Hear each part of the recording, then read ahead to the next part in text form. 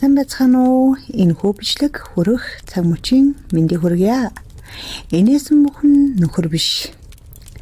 Их баг хоёр хатантай нэгэн хаан амьдардаг байв. Хааны их хатан нэгэн хүү төрүүлсэн боловч баг хатан нь хүүхэд төрүүлэхгүй байлаа.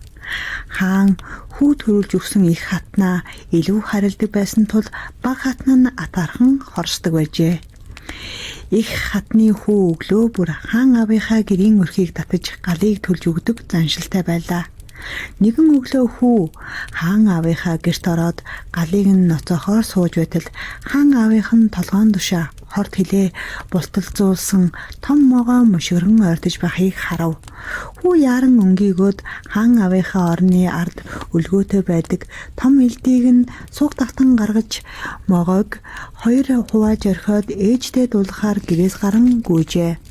Бослон явдыг сэм айдсан баг хатан энэ хооронд могоон дусыг хормоодоо нэлж могоог газар булаад хааныг дуудан сэрэв. Чиний их хатнаас төрсөн хүү чинь энэ үү? Чиний элдийг суулаад толгоогч нь завчих гэж байхыг би үзээд элдийг булан авлаа. Харин тэр намайг алах гэсэн гээд хормоотыг цусаа үзүүлэн уйлан хайлав. Үүнийг сонсоод хаан хүүгээ шидгэн хар гэрт хорчхов. Хааны ар өвөр нутагт хоёр сэцэн дүшмэл амьдардаг байлаа. Тэгээд хаан баруун өвөр зүгийн дүшмэлдээ миний ганц хүү толгой дээр минь элд барьж занал хэлв. Тиймээс би түүнийг хар гэрт хорсон билээ гэж хяагаар хэлвэжээ. Үүнийг сонсоод дүшмэлд хаандаа ийм нэгэн үлгэр бичиж явуулав. Эрт үрд цагт 7 хар ямаатай нэгэн өвгөн эмгэн хоёр амьдардаг байлаа. Тэд нэгэн жижигхэн хав нохотой юм санж эмгэнээс төрсөн хүүхэд болгон энддэг байв. Тэгсээр арай гэж нэг хүүтэй болжээ. Нэг өдөр өвгөн эмгэн хоёр 7 хар ямаагаа усалчхаад ирж байтал хайртай хам нохоо нь хүний толгой зуусаар өөдөөс нь досон иржгэн. Түүнийг хараад өвгөн ганц хүүг минь идчихэд толгойг нь зуугаад ирлээ гэж санаад модоор зөхиод алчихжээ. Эмгэн гүйсээр гэртээ орж ирвэл хүүн амар тавин унтаж байх нь тэр. Уг нь тэдний ганц хүүг ахаад л өхүүлэх гэж эзгүй хаагуур нь гэртэн жөтгөр ороод ирж л дээ. Тэгтэл хам нохоон жөтгөртөө тэмцэлдэн дийлээд толгойг нь амандаа зуугаад ирсэн юм санж харин өвгөн тэрнийг мэдлгүй нохоогоо зохиод алчихсан аж. Хүүгээ эрүүлгийг нойрсож байгааг харсан өвгөн хийсэн хэрэгтэй гимшиж өөрхийн нохоогоо өрөвдөн шаналсан гэдэг. Танд түүнтэй адилд явдал тохиолдсон бололтой. Хаан түүнийг ойшоолгүй хойд зүгийг дүшмэлдээ мөн л бичиг явуулахад дүшмэлээс дээрхтэй адил утгатай нэгэн загтал иржээ. Эрт цагт нэгэн ганц биер тэнүүчлэн явдаг байжээ. Тэр нэгэн ухаантай татчуутай байлаа. Тэр нэгэн өдөр ан гөрөө хийж явсаар балар ойд төөрч орхив. Тэгээд цангаж үхэхийн даваан дээр нэгэн саглагар модны ёроолд амран сууж байтал модны навчнаас ус гоожиж харагджээ. Цангасын ир аяга тосон дүүргээд уухаар завдахад тод шуун далавчаараа зохин асгачв. Тэгэхээр нь дахиад л усыг аягандаа дүүргээд уух гэтэл дот нь мөн л далавчаараа зохиод асгачж гэн. Уур нь хүрсэн тэнүүлж ир тотоо модоор зохиод алчхав. Тэгээ дахиад ус гоожхийг хүлээн мод өлийн ширтэд суутал хорт могоон мөшрөлдөн байхыг харжээ.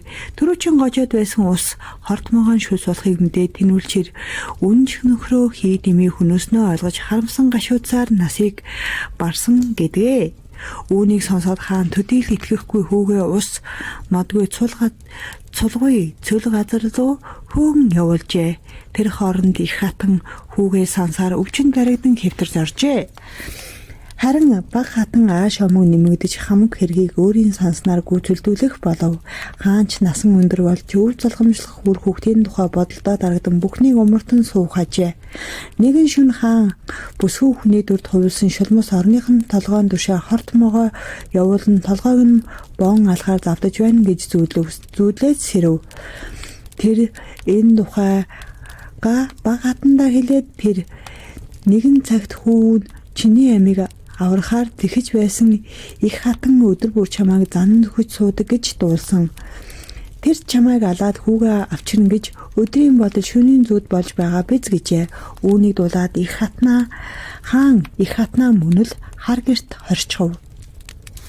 Өвчтэй байсан их хатны бие улам муудсаар насан эзлэх болжээ. Тэр өхөхөө өмнө хаанд сохрын хэрэг мэд анд нөхрөө үл таньж солиорсон мэд ах түгээ барьж идэгэн сонь чонын сөрөгч байдгүй араншин дэрэгдээ могоо суулгаад хорт хөлийг нь улам хурцлж байгаагаа битгий мартаарэ гэж хэлүүлжээ. Үүний хаан хараан зүхэж байна гэж ойлгоод их хатнаа хөнөөчгөв.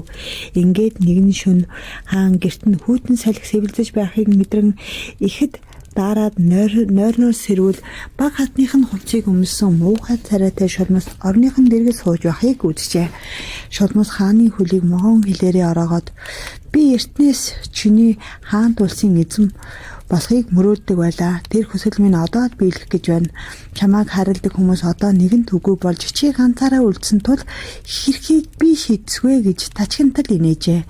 Хаан баг хатнаа шулмас байсныг олгоод төрсөн үрээ хэлсээр шийтгэж авайл ихнэрээ хөнөөн алсандаа халаглан гашуудав.